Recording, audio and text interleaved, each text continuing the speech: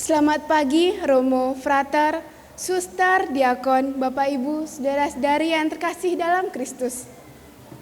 Dalam kitab 1 Samuel ayat 3, 1-19 berisi cerita Samuel yang sejak kecil telah terpanggil untuk melayani Tuhan. Saat Tuhan memanggilnya pertama kali, pengalaman pertama mendengar Tuhan berbicara tanpa asing bagi Samuel. Bahkan Samuel mengira bahwa memanggilnya adalah Nabi Elia. Sampai 3 kali Tuhan memanggil Samuel dan hendak berbicara kepadanya, dan Samuel tetap tidak mengenali suara Tuhan. Mengapa? Karena Samuel belum mengenal Tuhan dan firman Tuhan belum pernah dinyatakan kepadanya.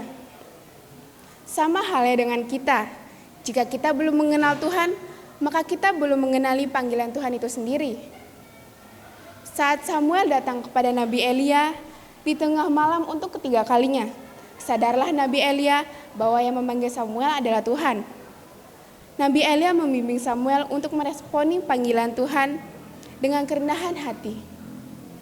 Nabi Elia mengatakan kepada Samuel, apabila Tuhan memanggilmu kembali, jawablah dengan, berbicaralah sebab hamba-Mu ini mendengar. Samuel akhirnya mengenali suara Tuhan memanggil dan dengan segera menjawab panggilan Tuhan. Dan terjadilah percakapan antara Tuhan dan Samuel saat masih muda saat itu. Kita dipanggil untuk memberikan diri tanpa syarat kepada orang lain sebagai kelanjutan dari apa yang telah dibuat Kristus. Contoh kecil dari pengalaman hidup saya yaitu terpanggil sebagai petugas misdinar. Dalam bertugas misdinar, banyak hal yang saya alami. Mulai dari bingung, ngantuk, sampai bingung mencari pengganti misdinar yang datang. Tapi itu semua tidak menjadi penghalang bagi saya untuk selalu setia dalam melayani Tuhan. Karakter melayani sendiri adalah ciri khas pribadi yang rendah hati tanpa memandang status dan jabatan seseorang. Sebab sesaat ketika seseorang rela melayani sesama, maka saat itulah ia sedang memancarkan pesona hati dan jiwanya bagi sesama. Tidak semua orang mengorbankan dirinya untuk melayani Tuhan dan sesama. Bagi sebagian orang, menjadi orang baik saja sudah cukup. Menjadi permenungan bagi kita, yang pertama, marilah kita memiliki sifat kerendahan hati, maka hidup kita akan terus memancarkan pesona kerendahan seorang pelayan.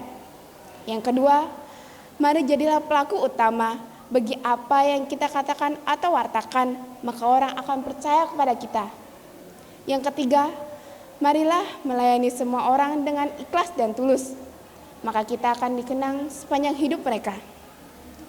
Kita dipanggil untuk memberikan diri tanpa syarat kepada orang lain sebagai kelanjutan dari apa yang telah Kristus buat. Akhirnya, tidak ada sesuatu pun yang berkurang atau hilang ketika kita rela melayani. Justru dalam pelayananlah pesona hati dan jiwa kita akan menebarkan keindahan hidup bagi sesama kita.